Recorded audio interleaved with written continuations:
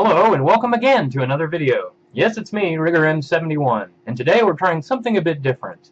My first ever PC hardware review. Yes indeed, if I were a much more excitable person, I would be celebrating with streamers, funny hats, and alcohol. Fortunately for you, I would much rather sit here calmly and tell you about the Razer Blackwidow Ultimate Mechanical Gaming Keyboard.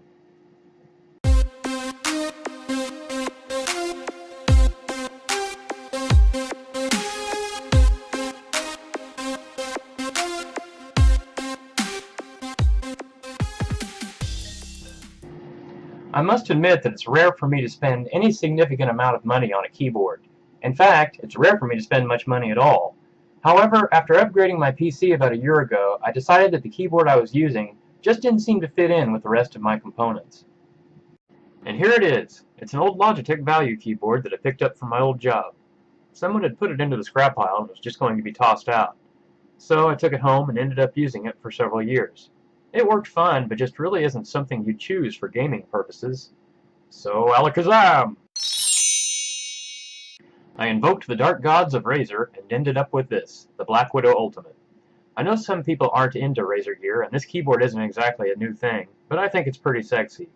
It's definitely the nicest keyboard I've ever owned, probably because it's the first one I didn't dig out of the trash. The Blackwidow Ultimate features Razer's own mechanical switches, which are their answer to the German-made Cherry MX switches that are so popular with gamers. I've seen some claim that they're inferior to Cherries because they're made in China, but I've been using this keyboard for almost a year, and they still work great. They come in two varieties, green and orange. The green has a strong tactile feel and a fairly audible click.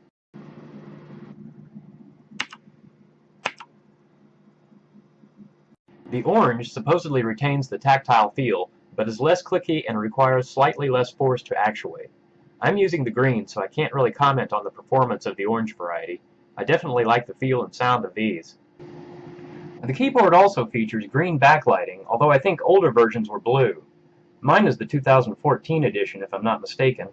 There's also the Razer Blackwidow Chroma, which offers multicolored RGB lighting, but you'll end up paying slightly more for that.